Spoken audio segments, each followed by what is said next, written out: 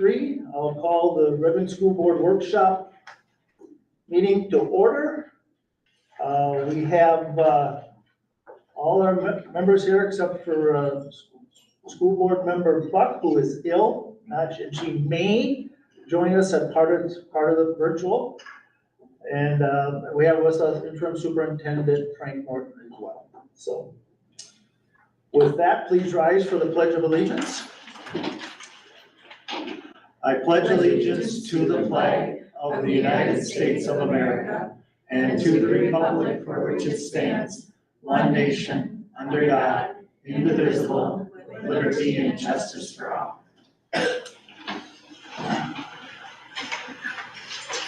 All right, we have the meeting agenda in front of us. Does anybody wish to have anything else discussed? Hearing none, we'll begin with workshop items. Our finance update, please.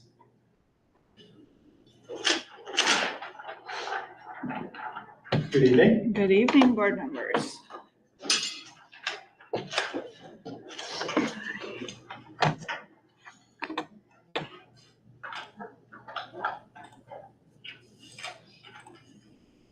All right, to start us off tonight, I'll give it a second to catch up here. Okay. I have our March treasurer's report, so we are looking at financials for the month end of March 31st. Are there any questions on the March treasurer's report? Look like All right, seeing none, we'll move on to the enrollment report. So our enrollment, we're looking at this blue line here, if you can see my cursor. We're currently 17.21 students above our year-end ADM projection, which is good news. The unfortunate news is that it increased due to me updating the tuition out numbers on the latest Mars report. So we went from 197 kids that were tuition out up to 202. This did increase this to be a positive number, where last month it was a negative number. So our students being served in-house, you can see, have steadily gone down and continue to go down as the months have progressed. This is not an unusual trend for us. We usually start high and end up losing students throughout the year. Are there any questions on that? right there. So with that 17, or when we count our tuition out students, how do you count the students that might take a class or 2 classes at 5RO? They are not counted in the tuition out students. So the only, at Five Rivers Online, the only students that are counted in our tuition out are the students who take 4 or more classes. So they have to have 50% of their load at Five Rivers Online to be counted in as a tuition out student. Those other students that are taking a class or 2, we will just have to pay for their class or 2, like we would to Southeast Tech for PSEO.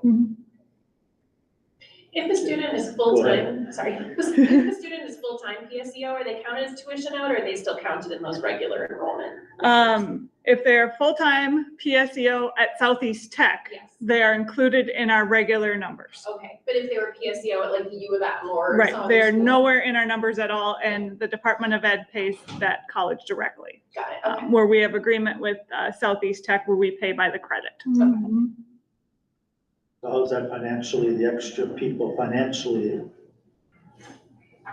address for us? Do we, the 17 more, but there's some cost with that? Yes. Yes, there's some cost to that. So now we will have to pay tuition to whatever program these students are attending, whether it be a program at GCED or any of the other cooperative entities throughout the state. Yes. Do we anticipate the Redmond College Promise changing that, the number of students trying to do PSEO at Redmond, Riverland? Have we, or has it been discussed, or is? It has not been discussed. We can talk about that though. Right, because it seems Yeah. like, okay, kids would go there because it's here, and they don't have to pay for those credits, and they can still live at home. And so if now they can do that after they graduate, would that decrease the number of kids using Riverland as a PSEO option? I don't know. Mark? So they, College Promise sent out a survey with that information in mind. And once that survey is back and they have all the results of that, we should have an idea. They ask specifically, do you attend, do you plan on attending? That'll give us an idea. Those types of students. It won't speak specifically to PSEO, but it'll give us an idea of the number of students who utilize that. Thank you. You have more? Budget? Budget, if there are no additional questions on enrollment. Budget-wise, year-to-date, as of March 31st, we'd received $21,676,270, or 57.55% of the revised budget, compared to 54.6 and 56.29. So our revenue collection is tracking very good to budget, a little bit ahead. Expenditure-wise, we've expended $24,445,621, or 64.14% of our revised budget, compared to 63.3 and 64.7. So again, we're right in between those 2 years, which is where we want to be. So we know we are trending toward our budget, toward our budget numbers. The second page there includes the other funds. I won't go into any detail on them, but feel free to ask questions. Yes. Go ahead, Ms. Earl. So when you look at, and I know the answer to this, but I think it would be helpful to have it explained again. The general fund received 21.6 million. We've spent 24.5 million. Can you explain how that works? How we cash flow that? That is our fund balance. Every district gets in this situation at some point in the year. If you don't have fund balance to do that, you would be cash flow borrowing or issuing bonds to cover your cash flow for the year. The state, our expenses, our trend, I mean, we'll realize almost the majority of our expenses by year end, but the state of Minnesota at that point will only have paid us 90% of what we are owed. So that creates these gaps. So this is why it's important to have a fund balance. Thank you. Good to know. Question. And then I have a question. On the food service, how are we doing on collections? Do you have any idea? I do. April 30th was the deadline basically before it went to collections. So obviously today's May 1. And what we're going to start to do now is use the angel funds that have been collected to narrow down as much as we possibly can any debt that we have. I'll give you an example. Sunnyside has approximately $1,600 in angel funds that are saved up, and there's $600 in debt basically that have been accumulated. So we'll wipe out all 10 of those families' debt and still have some left over for following debts that might come up in the future at Sunnyside. The others, basically with the amount that we have designated to each angel fund at each level, we're going to begin by taking off the people who are on reduced lunches first, using the angel fund for those people. The free is obviously free, and then we'll go to reduced.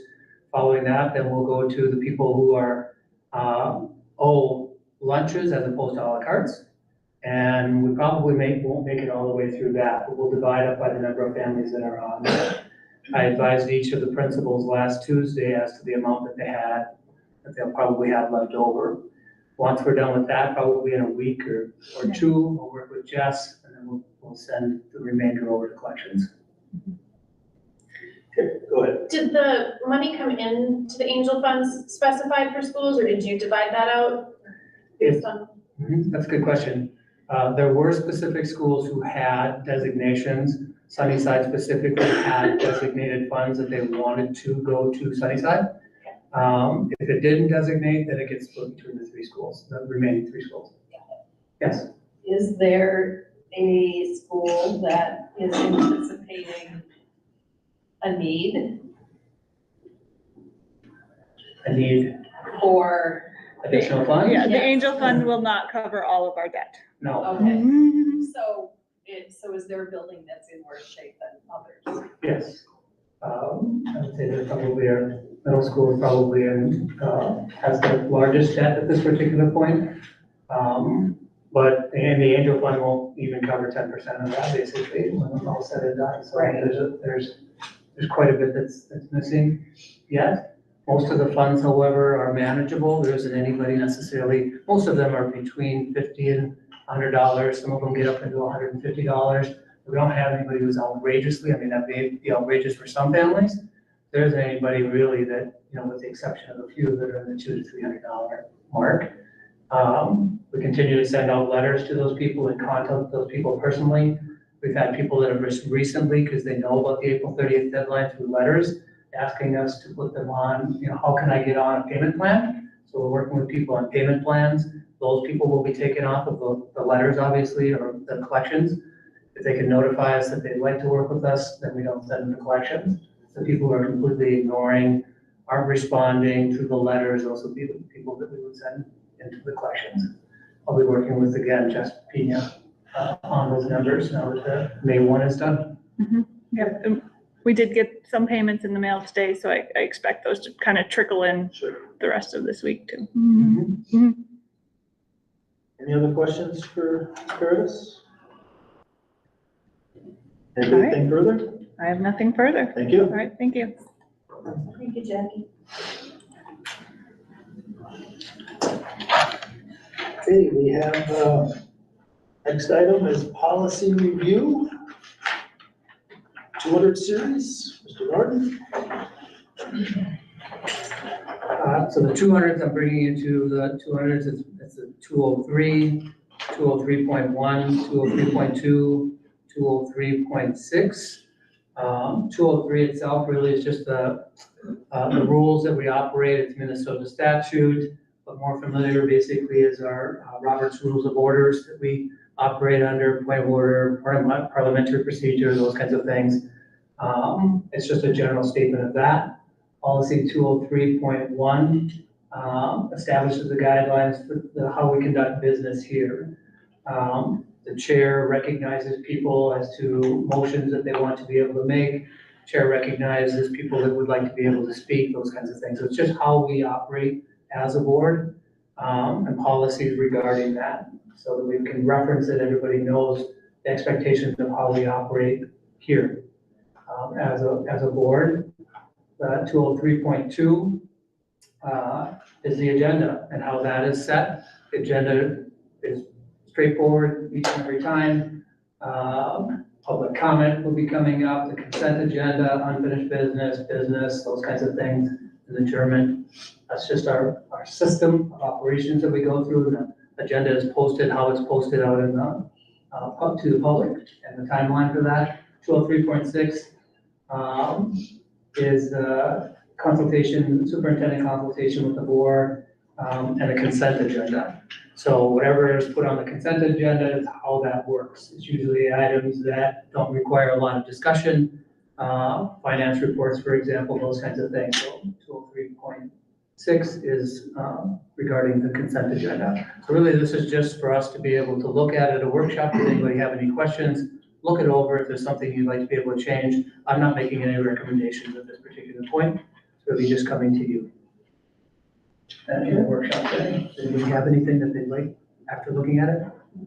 Yes or not? These are nice, easy ones. These are nice, easy ones. One Yep. of each. Yeah, I like those. Okay, that was all. Sure. Okay, yes. These policies should be in all of our school board manuals that we all get, right? The yellow binders, so just making sure that those are still gonna be placed in there, and obviously there's no updates that need to be done, but I think it's really important that all school board members really know what's in these, because this pertains directly to us and how we function as a board. And, you know, obviously all of our policies are important, but these are particular about our management, our response, how we conduct ourselves together. So I think they're really important to read through. I agree. If there were any changes, Lisa would ask you as the administrative assistant at the board to be able to, you know, bring those and we would put them in the updates, but there aren't any updates on these particular items. So very good point. Okay, so we don't need to do anything at the regular meeting coming up with these? Or the next one, say that nothing changed, we just, Nothing changes, we just keep moving along, yeah? Okay, just review it. There are some changes in the 200s that are on the regular. Right. But we'll see those. and then we'll look at those as if they have any change of the intent of the policy too. Correct. All right, posting of extracurricular activity coaches. Mr. Hartman, you want to come up front, please? So the board asked me questions about how our extracurricular activity coaching positions are arrived at, and the procedures for that. So I went to Mr. Hartman and asked him to appear today, just to kind of update you. The new board members in particular may have some, you know, may not have an awareness of how the system works. And it's always good for the public as well to be able to kind of hear what it is we're doing for our extracurriculars and how we recruit, basically, our coaches and our extracurriculars as well. So, you guys can ask questions if you'd like. There have been a couple of changes necessarily, and I'll let Paul speak to them. Not changes, but sort of upgrades to the system. Paul, why don't you give us an idea of basically what's been happening lately? Yeah, so when I first came on 4 years ago now, it was rare that we would post all of our coaching and advisory positions, and we have since changed that format, and we're posting them both internally amongst all of our staff members, and we're also posting them externally as well. Many of the positions that we hire have very few candidates. Oftentimes after it is posted, I'm out there trying to find people to fill these positions, as I'm sure you are well aware of. We have had a few positions over the last number of years that garner a little bit more attention, and we've had, I don't know if you want me to get into specific postings, I can if you want me to, but we've had about 4 positions over the last 4 years. We've actually garnered interest from outside of our states. We've had, but most of the time, there are people that live in Red Wing. There's people that are working for our district. So some of those maybe higher vision positions. It was odd. We had somebody apply for our assistant musical director at a stipend of $1,500 from California. And I got on the phone with this gentleman and I explained to him that, no, we're not going to pay for your housing. We're not going to, give you a per diem, and this is the stipend. And he quickly turned down an interview for that position. So I only bring that up just to know that it is out there and people are able to access this nationally. And it's not just, people within Red Wing that can see these types of positions. So I'm interested in knowing what our positions are that garner the most attention and competition.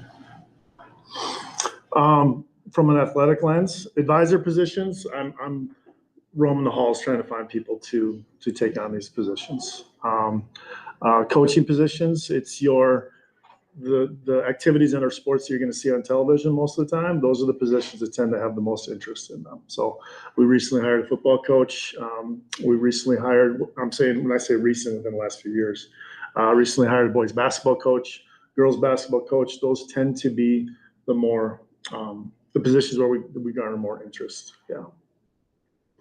Go ahead. Is some of our out-of-state interest people who confuse what you get paid to be a K-12 coach or a high school coach versus a college or professional coach? Yes.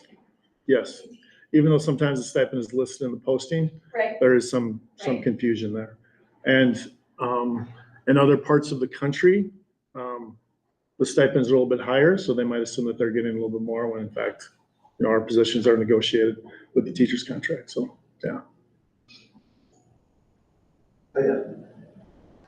Maybe you can tell people that are watching or recording here, where do we post locally? I mean, where do people go? Because I'm not sure. Do you have to go to our website? Do you have to go to Facebook? Is it from the place in town that looks for help, stuff, where can people from our community who want to get involved, how would they learn about positions that they may be interested in? Our website is number one. I mean, I think HR would have a better answer than I would at this point. But we post on our website for our coaching positions, just like we post for our director of teaching and learning, just like we post for our teaching positions, our para positions. All of those are found on our website. Within the last, I think, 6 weeks, and you could correct me if I'm wrong, I believe in our newsletter now that is going out weekly, that they are posting those just as links, extracurricular positions, and Amy have done a good job of adding that to our newsletter so they can find that as well. Sure. I think part of the reason this came up to light, Jim and I were just having a conversation about, our hiring practices overall, and one of the goals that our school district has is, to really try and diversify.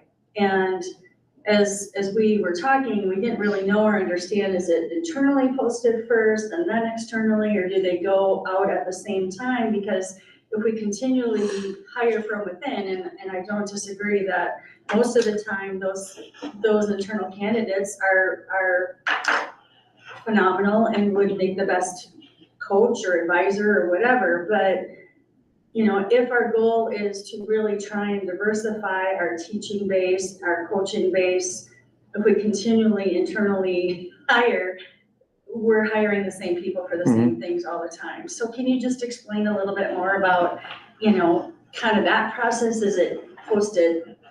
I know part of it is contractual, right? So it's written in the contracts on how these are negotiated and timed, but Yeah. Maybe. When I fill out the approval to post, whether it's an advisor within our building or a head coach, there's a question at the end. Do you want this posted internally, externally, or both? And every time I click both. And so they're always posted both internally and externally. I've thought about this because as we know, we're a little bit geographically locked at times in this community. Somebody that lives in Rochester might apply for a position in Byron or Casson or Stewartville because it's a 15-minute commute. Somebody that lives in Egan has a 30-mile radius. They have 15 schools where they might choose to have an advisory position or a coaching position. Not a lot of people, at least right now, that we've seen are willing to make that commute for a coaching or advisory position. That's not to say it can't change. It's not to say that we can't work a little harder on trying to find those people. But given the stipend and given the time frame, and now we've had some, but it's just not a lot. Yeah. Thank you. Yep. Go ahead. Is there an advantage for internal applicants over external applicants? No. They're equal. Yep. Now, I will say to that question, if you can allow me to expand on that a little bit, any activities director, I believe, will tell you that it's advantageous to have people in the building, day-to-day contact for a coaching and or advisory position. It's an advantage that they're able to see the kids in the hallway. They're able to connect with them maybe out of a season. Maybe there's something that's come up that they need to connect. That's an advantage for our kids by having those people in the building. Now, that being said, if we have an extremely talented candidate that's not in this building, we take a hard look at those candidates. Yes. Way back in the olden days, you had to have a coaching certificate in order to coach varsity sports. Does the Minnesota State High School League still require that? Yes. And so it's a head coach licensure. It's a program sponsored by the Minnesota State High School League. It costs $250. Now, we don't require that upon their application. We require it before their season starts. And in fact, I'd like this board to know and the community to know as well that the Red Wing Booster Club is paid for those licensure courses for our coaches, so they don't have to pay for them themselves. It's a $250 fee that they go through, and it's about 25 accumulative to about 25 to 35 clock hours. And so they get that. We just hired, I'm not going to use the name, but we just hired a spring head coach this year. We hired this person in February. We were able to get him enrolled in the class on a Friday in order to attend on Saturday. Booster Club paid the following week for that, and it was a done deal. So it's a pretty fluid process, but it's still required. Yeah, that's for a head coach. Right. Yep. And I get the idea on the head coach, you know, each sport has a head coach, but there's a number of people underneath, as you know. We have to look as a board too about, you know, activities, leaving the building, you know, 5th, 6th, 7th hour, and then we're backfilling somebody to be there. So that's kind of why we started having a conversation about getting maybe more of the people in the community who want to help out. And if we can alleviate some people not having to leave the building to go to Mankato, to Austin, to Albert Lee, and outside, it's got to be cost effective annually for us. So that's kind of what we want to do, and we're glad to hear that external candidates are being considered, same as internal. And I think there's probably more assistant coaches or 9th grade coaches or 10th grade coaches, assistant coaches that certainly leave the building, or advisors, or however you want to do it, more than just the head coach. Somebody has to oversee the program, no doubt about it. So glad to hear that. Ms. Rowe. One of the big pieces of my professional job is recruiting, not unlike what you're doing, but then also retention. And retaining our good advisors, our coach, you know, all the people, because I know it's a lot of work to hire and train and get the certificates and get to know the kids, and we want to be able to support and honor, perhaps, maybe that's not the right word, but just recognize the hard work that goes into coaching. So I'm wondering, because I don't know the answer to this, what sort of things are we doing to retain our activities and athletic staff? And on the flip side, are there things that you're doing in your department? I know we have annual reviews, and perhaps you're doing some, like our teachers and principals do, with sitting in on, watching, observing, providing feedback. So can you speak to both sides of those things? Sure. I think the number one thing that we're just speaking to head coaches in general is they need moral support. It's a tough job. And whether it's dealing with kids in the classroom, whether it's dealing with parents, whether it's dealing with boosters, regardless of what you're dealing with, it's a really difficult job. And so I think my number one job as an activities director is to provide them support, to be a sounding board, to provide them with some opportunities to learn, not only for myself, but other coaches. We're hoping to kickstart some more professional development for our coaches. That, of course, costs some money. I believe our coaches are educators. They're mentors more than they are necessarily just the physical coaches. Our students see these people on a daily basis for hours at a time. And I'll be honest too, part of it, it's a time thing, right? We lose coaches because of the time. It's 4 to 5 hours a day, just physically being in that space, whether it be driving to a practice and having a 2-hour practice, but it's on your mind all the time. We have some private sector people that have joined the ranks of our coaching staff, and they have commented to me numerous times on how their personal and professional job is suffering because they're spending a lot of their time thinking about our kids in this district and how to make them better human beings and better swimmers and better tennis players and whatever the case may be. So I think it's providing that, and also just the moral support of the community, I think, is important as well. And our coaches know we have had some turnover here, right? And there's always going to be turnover. But I think finding that common ground amongst our coaches with each other, it also helps that they're not on the island of, when I say island, meaning they're just coaching their sport in their season, but we see coaches that come to, basketball games when they're coaching the fall sport. They're out in our community at our spring events, even though they're coaching a winter sport, and just feeling that winger community and winger pride, I think it's up to me and it's up to all of us to try to continue to spread that.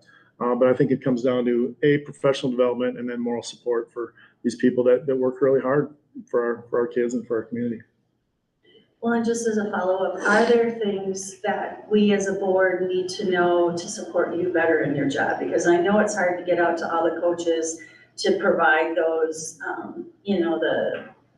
the observations or the yearly evaluations or feedback. And, I know we struggle with that in the teacher realm, but, I think it's even more crucial for people who spend 8 hours beyond their day, thinking about and engaging in. So just wondering if there are things that we can do to support you to get all of that done, because that's a lot. Good question. I can't think of anything at this time. It is a process, to kind of revamp our evaluation system, which has never really been in place here, and to be at a spot where we're at now. We're also, I'm really cognizant and try to develop these coaches, right? We're not a Division I program or professional program where we can just have constant turnover.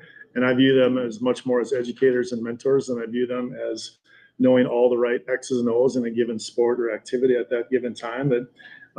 If you look at the activities and or sports that have had the greatest amount of success here over the last 5, 10, 15, 20 years, it's been those programs that have had similar people in the ranks and kids know who the leaders are of those given programs.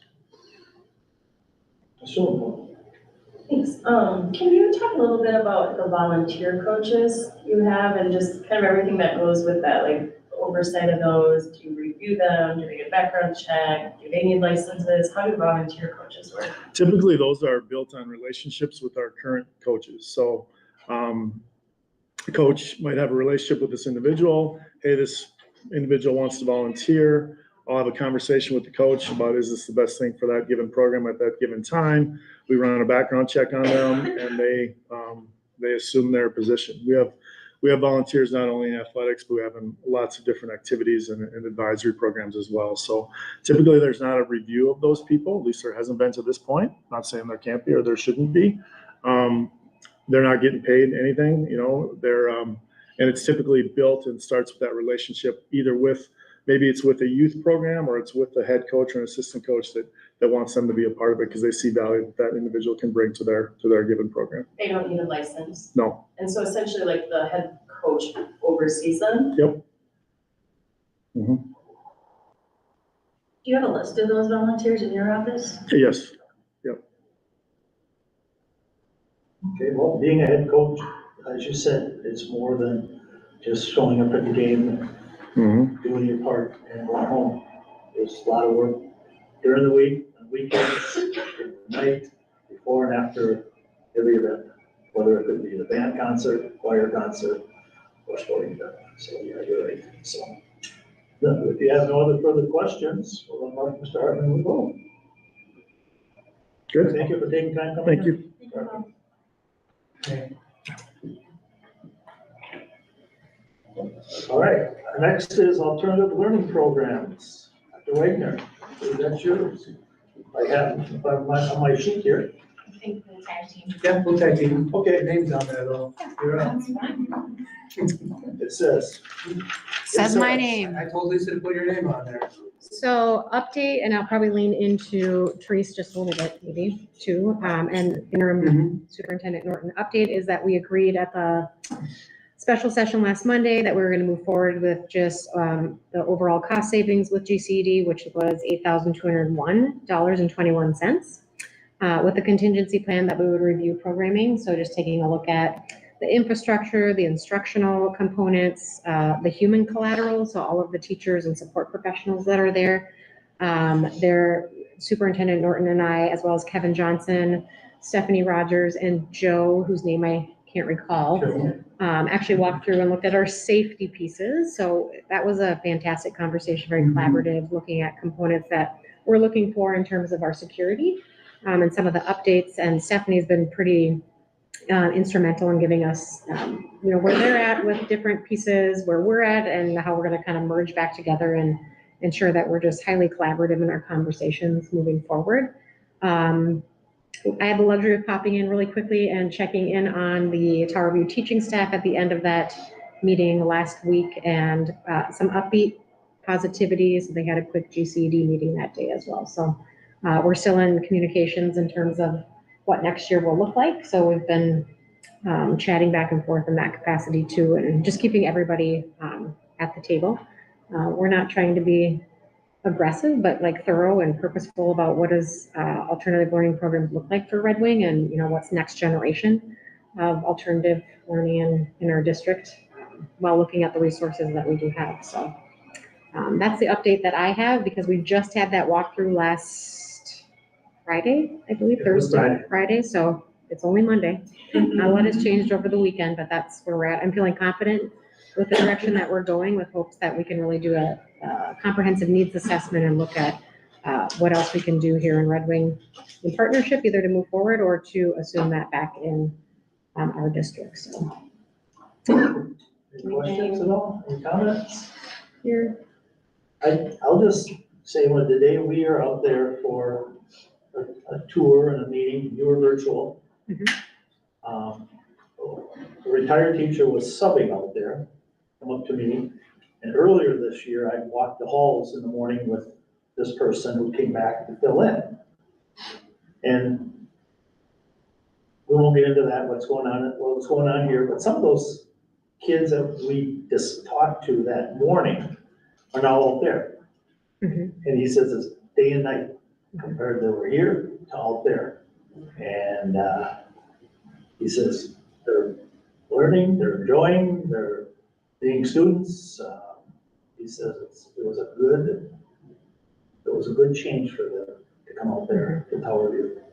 And everything's going good. Ms. Tim? Just to add on to that, that just makes me think back to when people were talking about Tower View here that night, and if there's further discussion we could have going forward on why does that look so different for those kids here versus Tower View? And I know we have lots of different reasons, but there are lots of kids in this building who would benefit from an environment like Tower View, and they will never make it there. They will be here. So what can we do here in this building to serve those kids as well? Yes. I think that's a conversation we need to have. I had one more question. Yes, go ahead. Just about GCED, was there a decision made this week at the GCED board meeting? Tower In terms of Tower View and, Yeah, it will stay there, okay, and we're restructuring using they call it the Zen model. It's actually based on what the Zumbrota Education District does. And so we are charging basically the per pupil. Flat rate. Yeah, flat rate per pupil that each member district sends to GCED. And if there is a shortfall, then Sherry has to figure out how to make that happen. To the point, with how do we replicate the climate and culture of an ALP or ALC, a wicked problem. But we do need to consider that at Red Wing High School because there is such a need for relationships to be built, for infrastructure to be put in place.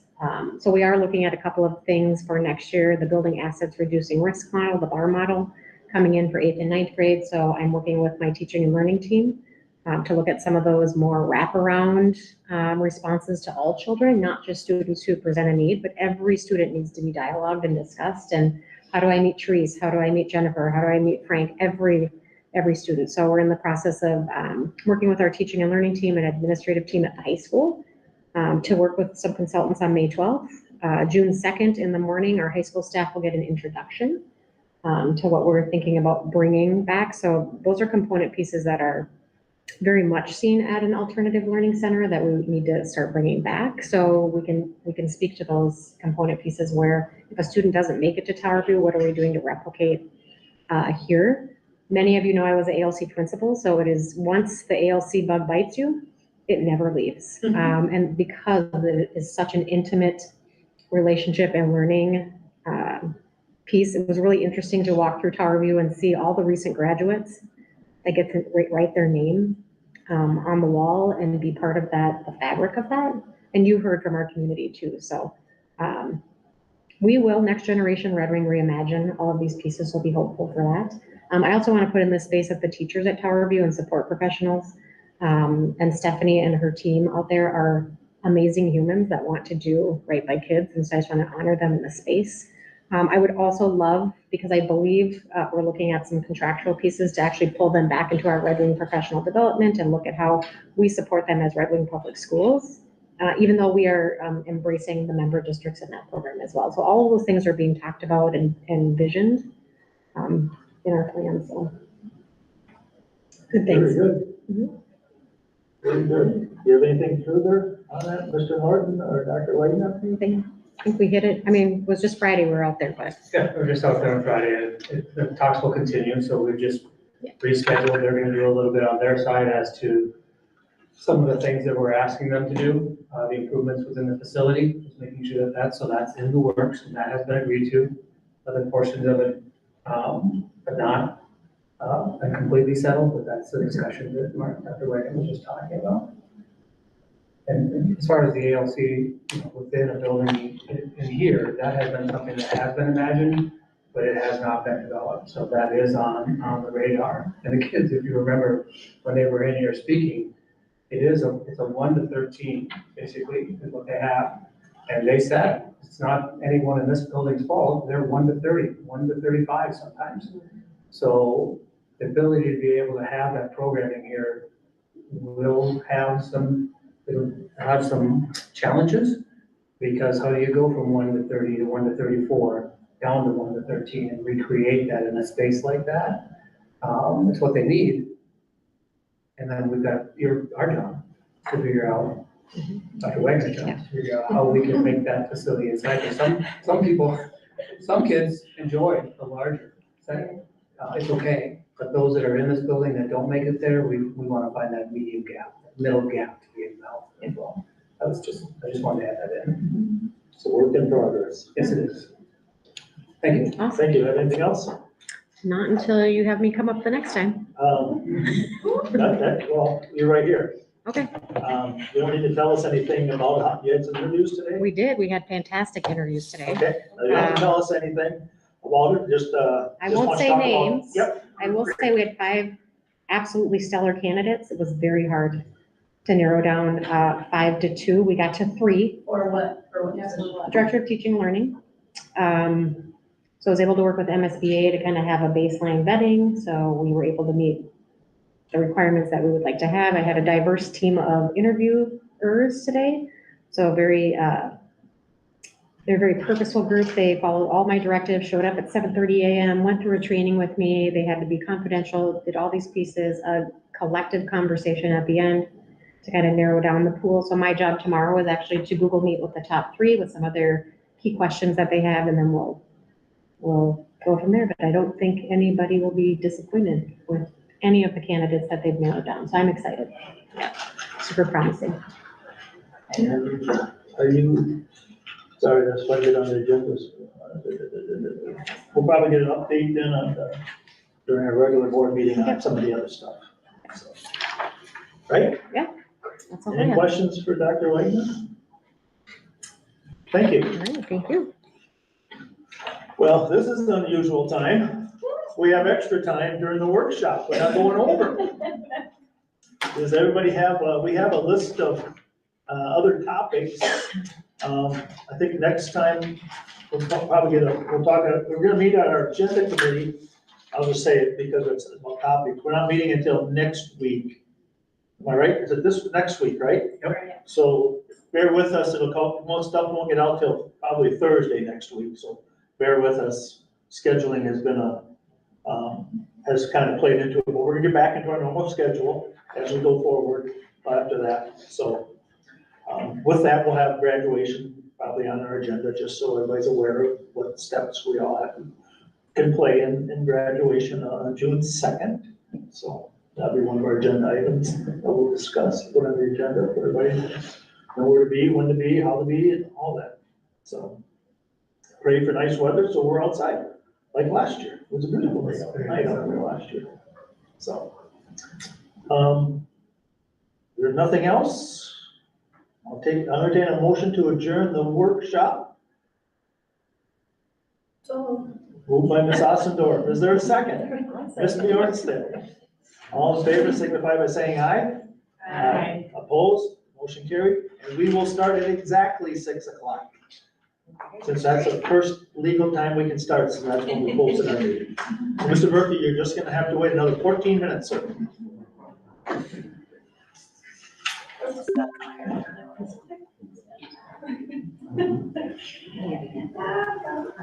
Someone,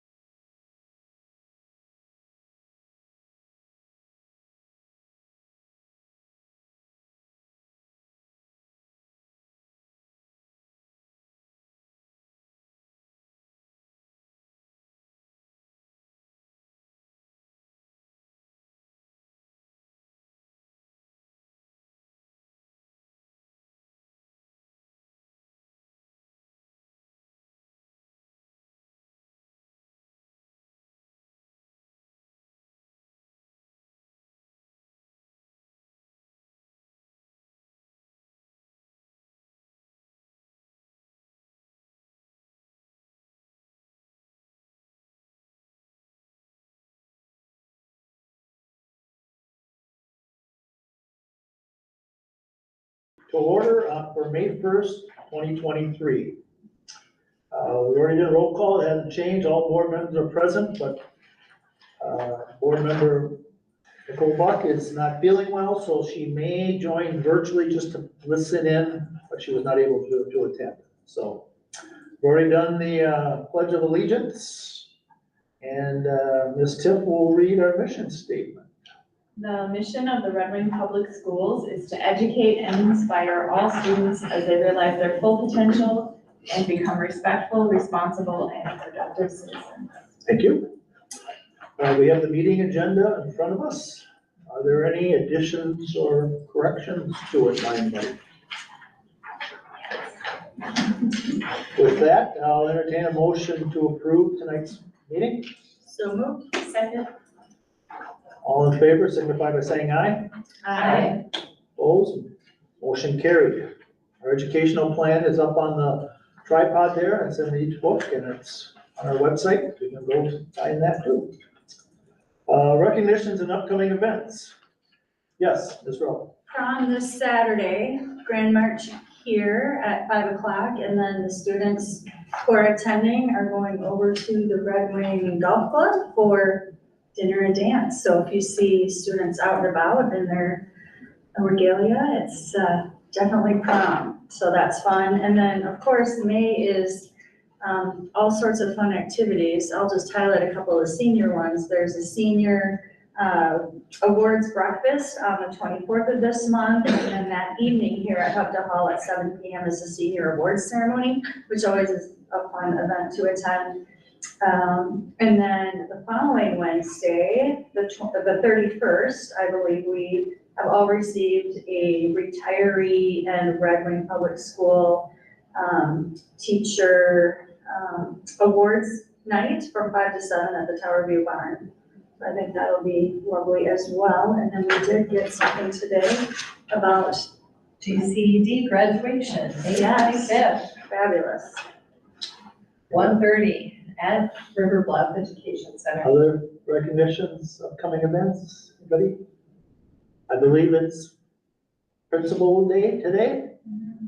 Well, like your principal, thank you, congratulations for everything. We have a couple principals in our audience this evening. It's also teacher this week, there's some community members doing teacher and staff appreciation. I think it's Thursday at the Red Wing Elks, you have to be staff only, are invited. That's from, I don't have the exact time, but Thursday, I believe. And I think next week is Teacher Appreciation Week. Is that, am I right on that? Teacher Week? This week, right now. This week, or is it, I thought it was next week, actually. It's this week. My mistake then. I was mixed up on that. Prom, it looks like weather-wise is supposed to be really nice, 70 degrees. Always a fun night for our young adults that attend and go to Red Wing here. What else do we have coming up? Must be, we should probably get an update at some point of any, I'm sure there's end of the year concerts and band and choir concert at our schools.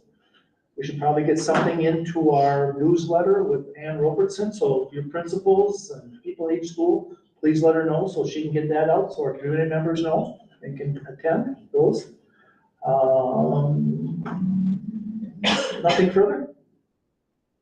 Okay, Mr. Norton, did you get any public comment requests by email? I did not. I did not either, but we do have one.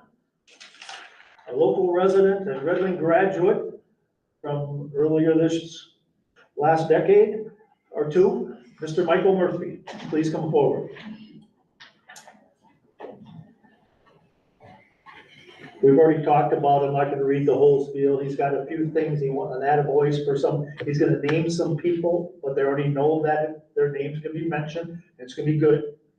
Not bad. So Mr. Murphy, you got 3 minutes or less, whatever it takes. Please state your name and address, please. And welcome.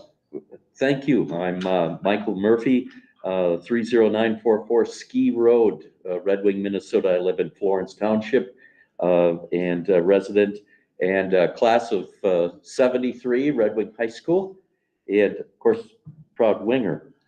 Some of you may know me as Community Mike Murphy. I do volunteer sound reinforcement in the greater Red Wing area. I do that for churches, nonprofits, do that for government entities, and of course, from time to time, help out the school here. So that's a lot of fun. Another thing that I like to do is to teach. Sound reinforcement is a real technical kind of thing, and not everybody understands it. And so I found the best way to teach others what I've learned over the last, it'll be 53 years of doing sound reinforcement in the Red Wing area, is through community ed and rec. And specifically, I just got done teaching a course here, 5540-23 SP1, Basic Sound System Operation. I'm here in the catalog here under Adult Enrichment. Finished that course and looking forward to one. I already have one scheduled for the fall. And I found that that's a really good way to get out to the public and to teach them about sound reinforcement. Some are from churches, schools, other places. Everybody has their own reason of why their darned microphone does not work, right? And they'd like to learn. And so I really enjoy that. And after doing maybe 5 or 6 of these courses throughout the last several years, it just occurred to me that how much I enjoy actually being in this room. J110 is where I give the course. So I'm familiar, and I know enough to bring my watch so that I know what time it is. And so in any event, I would just like to, if I could, as the chairman said, just a shout out and just a way of thanking community ed.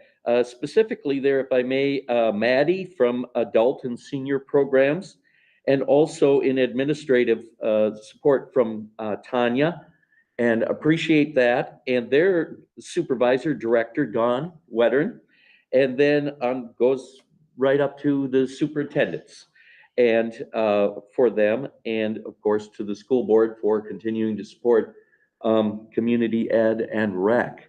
And so I've really, over the course of, several years now in teaching these courses, it's really been enjoyable. And if, they, in the staff that's helping, and I'm remiss if I left some people out, but they've all been very helpful and, very flexible in being able to support, having the doors open and all of those things that have to happen after school hours in order for me to be able to come in and teach these courses and in that way help the community. And of course, I look into the catalog here, I see there's all kinds of great things that community ed, does and whatnot. And so I guess the best way to say thank you is to come here and say, thanks for doing that. And Maddie and Tanya and Dawn, and we appreciate, their service. I'm sure that all the instructors that are here that do these, all the myriad of things that you can do through community ed and teaching that's outside of the normal classroom stuff. It's really appreciated. That's all I have, sir. Thank you very much. And question for you. Yes, sir. I believe do you help with, you'll be there at our graduation if it's with our microphones? Do you help with that? No, but I have been for other things for the school where there's been, maybe an issue for being outdoors where they didn't have something that might work outdoors in a certain location. I've helped with those. My last thing at the school here was for the fall play.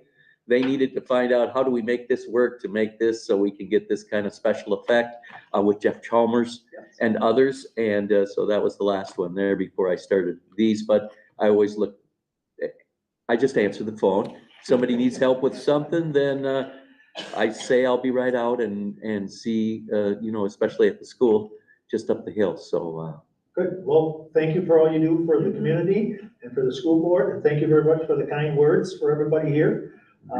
It's always good to see you. I enjoy talking to you every time I see you. Thank you, sir. Thank you. Take care.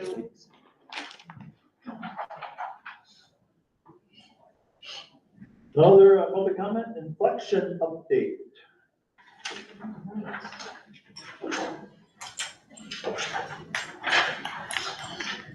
Just a quick update.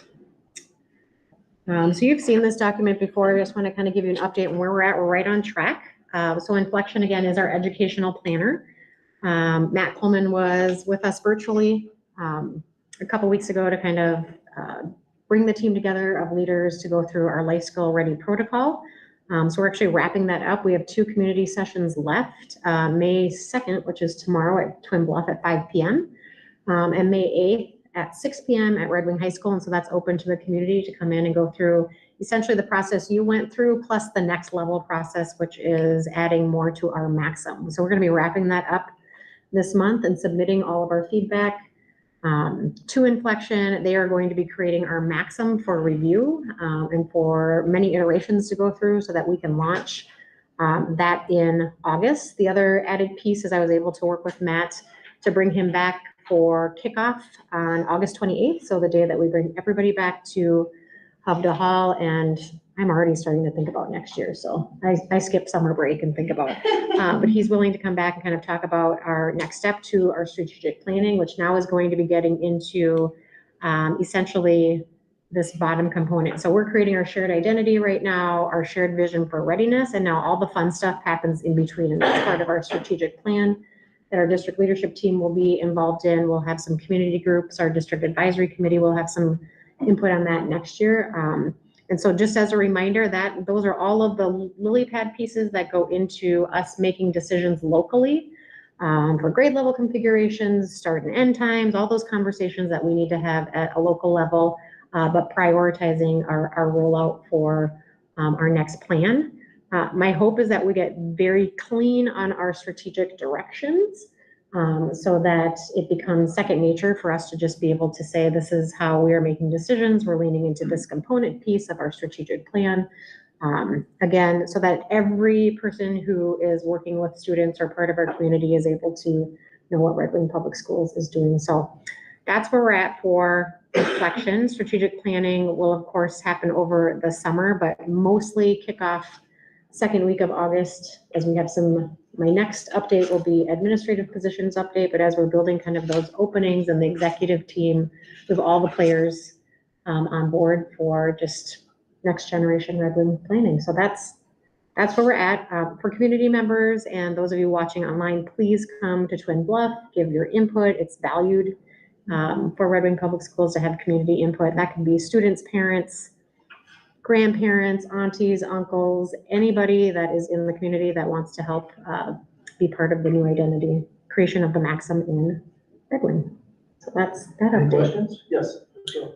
Just for the folks that are watching and maybe don't know what Maxim means, can you just describe that again for us, please? The easiest way for me to explain this is a mantra. So really kind of a global, it's kind of an infographic of who we are without having to memorize our vision and mission. We'll still have a vision and mission, but it's just a quick, concise way to say, this is who we are in Red Wing and this is our belief system and this is the direction we want to go. So I don't have any examples. It'll be a here. visual. It's very much a visual. It's very much, it'll be as an update. We are also, and I don't know if I can put this in the space, but we are updating our website. So we're really excited about our new launch. We're getting very close to, we do have a general outline of what it's going to look like, very cleaned up. We'll operate very fast. And so I'm excited about that, but our Maxim will be part of almost everything that we are in Red Wing. Our logo is also getting a facelift. Not super overhauled, but just a little bit more modernized. So we're excited about that. And so I have a planning team in the district, representatives of the district giving some input on what the website will look like. That will be inclusive of the Maxim, our lightly facelifted logo, just a refresh. And so those are some other exciting things that along with just the strategic plan, we're just revamping a lot of different things. So that's exciting. Yes. Well, and also for the people watching, the community input was critical in our process for hiring a superintendent. Yep. And it is critical in building the kind of school community that we want for our children in Reading. And so if you are not, we don't hear what you need, we can't give you what you need. And so please, if you can, your input really does matter. Yeah. I'm going to give a shout out to my principals who are amazing and my leadership team because they have taken all this work and have replicated it within their sites. or going to be finishing it up. So we have tried to reach every stakeholder. We're going into nutrition services this week to also work with our nutrition services staff. So there is no group untouched to give input on our new Maxim. So I'm excited about that. Can you give us, you said you want the people to come to the middle school? Twin When is Bluff, that again? tomorrow at 5 p.m. at Twin Bluff, and anybody can come. You don't have to be a Twin Bluff parent or that's just one location. And then May 8th at 6 p.m. at the high school is our next session. If So they can't make it in person, is there another way to communicate with you? they can reach out to me. We don't necessarily have a link for them to fill out because it is a process and we want people to come in and just have dialogue and discussion and experience. I mean, you all experienced just one portion of it. You didn't do the second portion, but. Well, and I can tell you, trying to participate in a meaningful way virtually in something like this is very difficult. Sure. I wasn't speaking of virtual, but if they could reach out to the principals too. Yep. They may be very familiar with the principals than with, you or Mr. Norton. So we want to hear from people. Yeah. This Bjorn said was correct. We want to hear from people as we go forward, and I want to hear what they have to say. If you don't have kids in school, you had kids in school, you're new to the area, any idea and all that, we'd love to hear. Yeah, and it's a very simple process. I mean, I took 2 people through it in the district office conference room. And it becomes really local, relevant, and immediate when you start talking through the different pieces. We were at Twin Bluff Middle School last week facilitating Ann Robertson, Emily Seafeld. I popped in really quick in the art classes, and we did the second phase where students had to think of an animal and the key attributes of that animal, whether it was an owl for wisdom, a bison for boldness, an eagle for royalty, and they were more creative than any other, not to say that any other group wasn't creative, but our middle school students are awesome and really embraced this. And so we have stacks of information that we'll be submitting to Inflection, and they work their magic behind the scenes to come up with our new identity. So that's super exciting. All right. I'm still on, I think, right? Let me stop sharing my screen. Just quick update on administrative positions. I mentioned earlier in the workshop that we did interview today for the Director of Teaching and Learning position. We had 5 very strong candidates, 3 that were moving forward for follow-up interviews tomorrow. Again, great interview team, a very diverse, eclectic group of people from outside of the district with parents, leaders, coordinators, liaisons. We had 14 people show up at 7:30 this morning, go through a training, didn't break any rules, super confidential. They were awesome. Some of them are in the audience today, so we had a lot of coffee too. So that was good. Next Monday are the Red Wing High School principal interviews. We have 5 candidates for that as well. I think we had 12 applications overall. The most amazing thing that we had last week was, I believe we had 30 plus students come to a working listening session lunch in Little Theater. Phil White, Native American Liaison, myself, Don Wetterin, and Robertson, we facilitated a discussion about what do you want in your next leader? Our kids are amazing. Deep, thoughtful, purposeful thinkers, courageous. They just knocked it out of the park. We also had an opportunity for teachers to come and sit in on a listening session the same day after school. So we had about 10 to 12 teachers, not a huge representation, but there is also the Survey Monkey that is out there that students, community members, and staff have been giving input on. I think we have over 100 responses there. So we're just aggregating that out as well to ensure that we have just a comprehensive list of questions. Our high school principal candidates will go through a 1-hour interview with an interview team similar to what we did today with the Director of Teaching and Learning. And then they will also have a 30-minute student panel facilitated by Emily Seafeld and Mick Wendland, plus a student-led high school tour.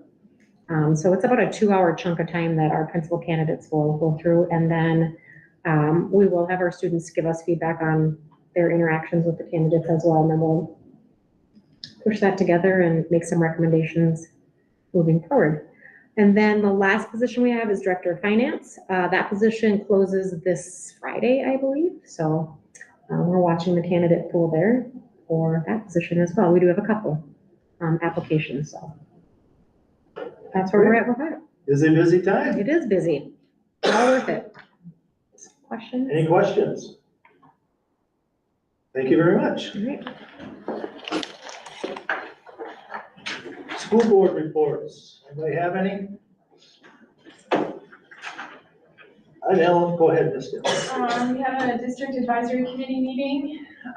Started out with the inflection activity that we did. We did the same thing and that went well. And then, last time I had mentioned that we were in, small groups of, either parents, staff, administrators, students. And so we went back to those same groups and narrowed down our desired lived experiences. Many of us had huge lists, so we tried to narrow them down to 5. And then from there, kind of started on the next step of talking about, so we have this experience that we would like to have within our schools. What can we do in order to make that reality? So we talked about kind of the next action step with that. Anybody else have anything? I had LMC meeting. We're looking at, we discussed other options on health insurance out there that other entities have looked at or are doing, with just preliminary discussion. We talked about the Well at Work Clinic. That last was bid in 2017. We're gonna look at rebidding that. The cost is $400 some thousand total, with the city of Reading paying about 25% of that. The question is it beneficial for our insurance rates that we've seen? This year was a spike. We want people that are on the Red Wing School District's insurance to certainly try and utilize the Well at Work Clinic. We've expanded some hours. We'll get a report on that as to how that's working, but it's just fairly new. So there's some later times during the week. So if you need, you're not feeling 100% or you need some prescription, try them out, look at it, see what you think. It's there to try to help us reduce our overall cost. Prescriptions, doctor visits, it's $300 some for us, so you know what the doctors are charging them too, wherever they may go. So it's not the doctors of the facility, but certainly consider that, and we will look at, we're meeting every month now because the insurance is such a big piece of the pie that we deal with, so. All right, yes, Have they talked about having any weekend hours available? what? Have they talked about with the Well at Work Clinic having weekend hours available, like a Saturday No way. evening or Saturday afternoon? They have not. Because I wonder about that. I think for young families especially, using that clinic as in place of urgent care, which would definitely be beneficial to our premiums because that's expensive. It would be nice if it was available on the weekends, because if it's something, if you're sick on a Saturday, you either have to tough it out until Monday, or if your child is really sick, you have to take them to the emergency room. And that's, we don't want anybody that's really sick to. No, wait. right, well, exactly, but, We'll ask, but I'm guessing there's a reason why it's not right, ever done that. I'm sure I'm guessing it's cost and staffing, but we'll ask the question. Doesn't hurt. Have we done a cost analysis? I mean, I don't even know where you would begin on that with state, how much money it's potentially saving. I mean, that, it feels like a pretty daunting task We to can, kind of figure all that out, but cost versus benefit. well, 2017, or the 2018 calendar year, Well at Work was charging $311, that was the bid, per visit. And, plus on top of that, there's other costs too, and we paid the lease of the building too. Yeah. So, but yeah, there's a lot of questions. Please send me an email or you want me to ask about them. I know, I've had a conversation with a couple of you. But we'll ask Lynn and Logan, who are consultants, to explore those questions. There may be a reason why we can or cannot do it, but it doesn't hurt to ask. So. Okay, any questions? Any other school board reports? Administrative reports, Mr. Norton. Yes, I just have a few inside here to bring to the board's attention. The chair brought up graduation. We'll have another update as to the actual process of graduation at one of the future meetings, kind of bring you through step by step what it's gonna look like, so you're not surprised when you're actually at the ceremony itself. But the first one is really just to give you, I think someone had asked, I actually think it was the chair at the agenda meeting, to give you an idea of the steps, what's happening on graduation day. So that's there, June 2nd, is graduation.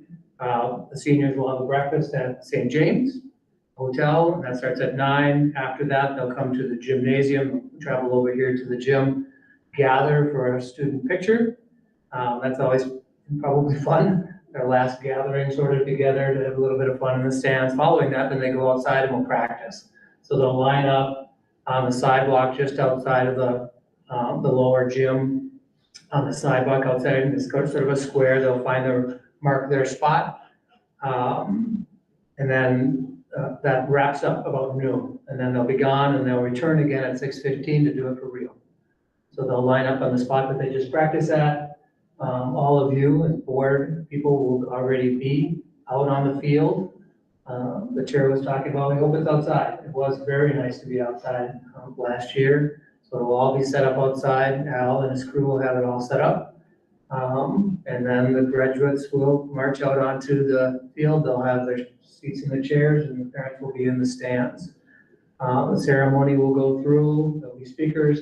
As you are aware, it's a kind of a Red Wing tradition that the students pick who's going to speak for them. A staff member, a student, those students are already chosen, so they'll have that done. And they will speak. Following the graduation, the certificates or the booklet that they get up on the stage is empty, and then they come inside and they actually get the diploma. A lot of them take off, they're so anxious to get going. They come in thereafter, but they'll come into the cafeteria, they'll pick up their actual graduation certificate with their parents, and then make their way over to the Prairie Island Arena, right over here for a graduation party that night. There's a number of parents are hosting. So just the graduation, just wanted to update you as to what it's gonna look like. We will have the actual ceremony next time. I just have a quick question for our 2 new members. Have you been contacted about a robe and stole? I am not going to be in town. Okay. So we have Beth Kelly contact the 2 of them because we all get robes to wear that day, and so they're gonna want your height, but then also you get to wear a stole with your own colors from your graduating alma mater. We didn't. When You we didn't? started, we just used whoever's was. Oh. We just ran our own. We'll shake things up. Alright. But you'll find one. Random. I got you. And you're all welcome, but if for some reason we can't make it, you That's know, okay. it is Great. certainly, I've been here, I haven't been to I don't think I've been to every one, but not everybody's been to every one. So it does, people's schedules. It's nice to have a count. People who will be present, so we can have chairs. I'll get a hold of these 2, of the 2. They'll be contacted, you just have to learn. Yeah, let Okay. them know I can't come. All right, the second one, it's sort of an update, something we're exploring. It's probably nothing new to the board. But I've been talking with Mr. Nemenich as the principal on sort of a little bit of a stopgap to students who need to be able to leave at the end of the day. You're probably aware that the school goes almost until 4 o'clock. Well, that's interfering specifically with our PSEO students. We have a number of students who are leaving 7th hour to go to PSEO. They're going on to their job sites and they're leaving during that particular time. It's actually affecting to some degree some of our ADM. So one of the things I'm requesting George to be able to do as the principal, to look at a 0 hour. And I've written that out there. Basically, it's a 0 period, so it would be before first period. And it would just be specific courses. I've already talked with a number of teachers, and George has reached out to a couple of teachers as to their interest in being able to do something like that.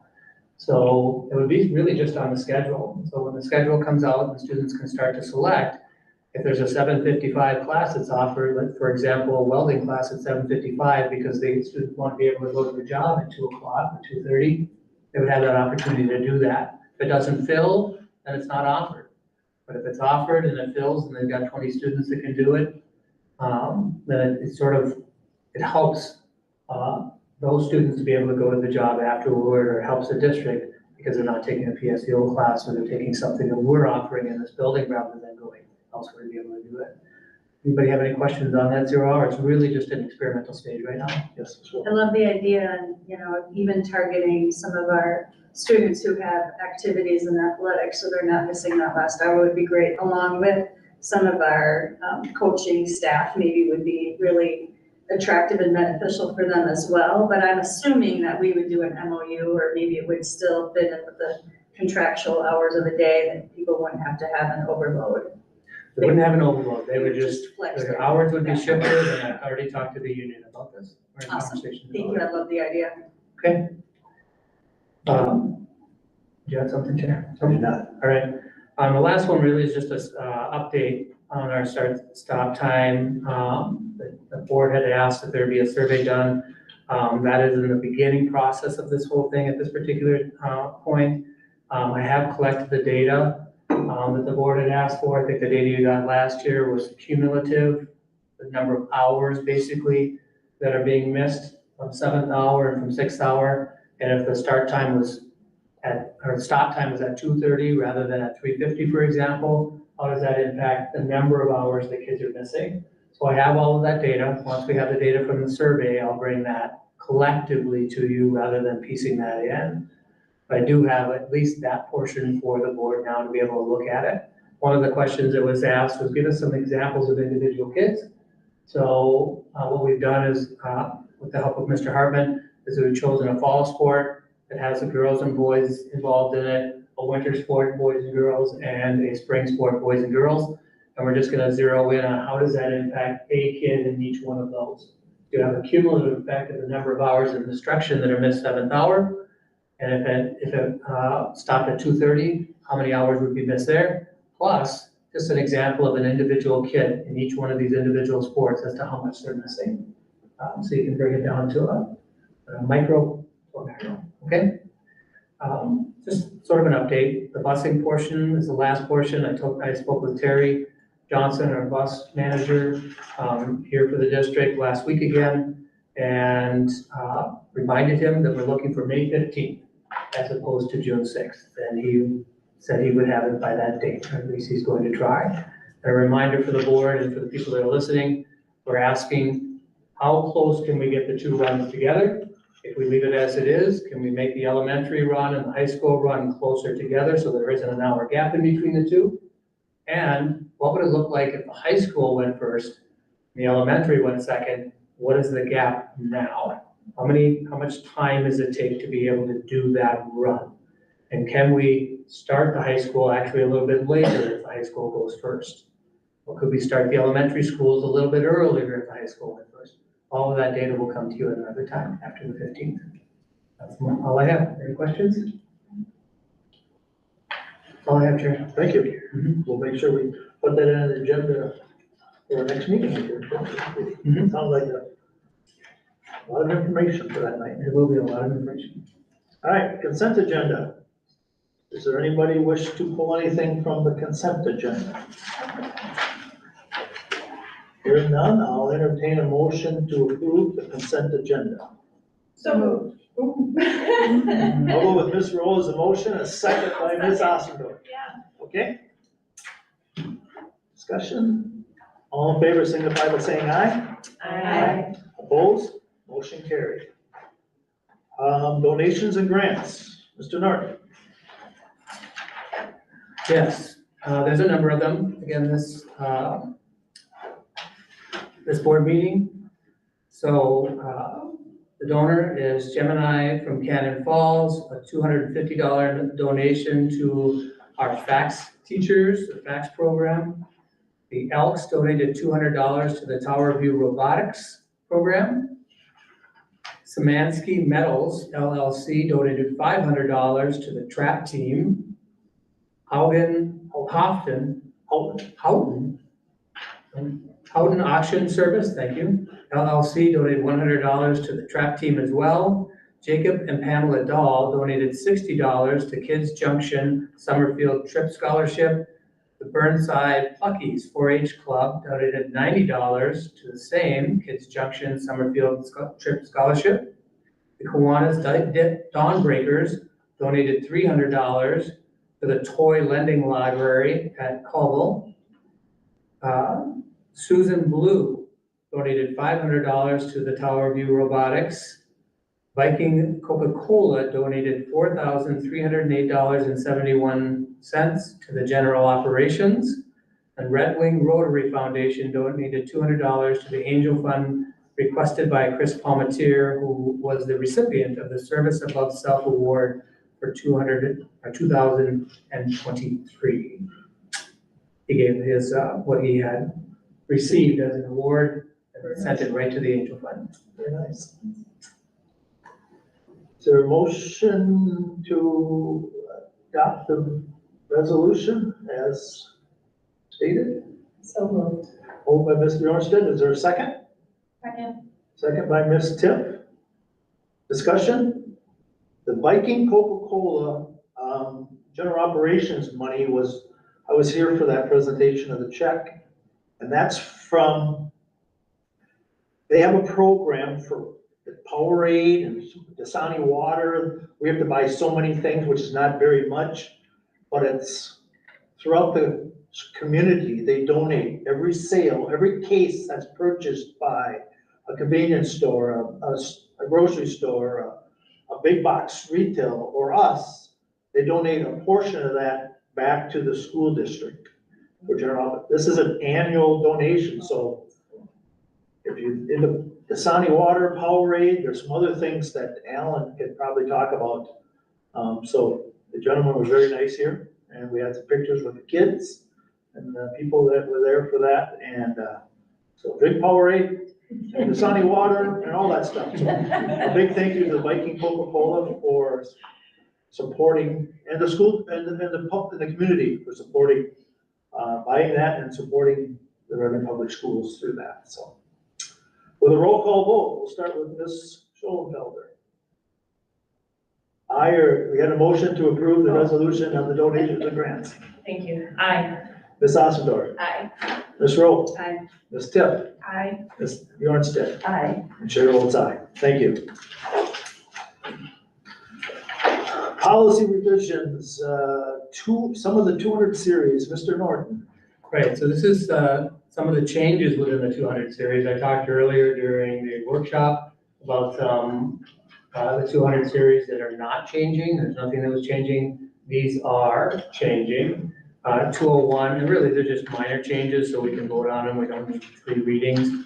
201 really is just the powers and duties of the school board. It lists out, for example, the finalization of hires, the sale of property, those kinds of things that the school board is entrusted with from the community, and then my duties as well. 202 is policy on the election of officers, and 203.5 actually is the agenda committee that the chair was talking about, where your requests as to what you want to discuss at a board meeting can go to the chair or to the vice chair, and then they're discussed at the agenda meeting and then brought before you in the format of this agenda. So that talks about that. The changes that really are in there, again, similar to many of the changes that have happened in the past, is just changing Min to Minnesota. And to expand a little bit on the definitions, but there's no substantive change, so I'm just looking for a motion. So any discussion? Go ahead. I was gonna move to adopt the revisions. Is there a second? Policies, 201, 202, 203. Thank you. Is there a second? Second. Second by Ms. Solfelder, motion by Ms. Ossendorf. And you're correct. There was no changes really other than spelling out some words or capitalizing commissioner instead of small c. So It did not, as it states on here, if the board determines the changes are minor and do not affect the substance of the policy, we can basically adopt the changes. And I think as a board, we're agreeing to that. So, this is not a roll call, this is a straight motion. All in favor signify by saying aye. Opposed? Motion carried. Upcoming meetings and future topics. We heard a few of the topics that we'll be talking about. The next meeting sounds quite a bit of information on start times and bus times and stuff like that, so. We may Yes. not have that by May 15th, it will depend on the survey, but I'll bring it as soon as I possibly can. Okay, thank you. And this is a month that there's 5 Mondays in, so our next meeting will be our last meeting for this school year for the students. It'll be before graduation. We won't meet again till June 5th. Is that right? Thank you. So, all right. Hearing nothing else, is there a motion to adjourn? So moved. Moved by Ms. Ossendorf. Is there a second? Second. Second by Ms. Bjornstedt? Ms. Tip, thank you. All in favor, signify by saying aye. Aye. Opposed? Motion carried. We'll see you in a couple weeks. 41 minutes, do you? The gentleman Oh, yeah.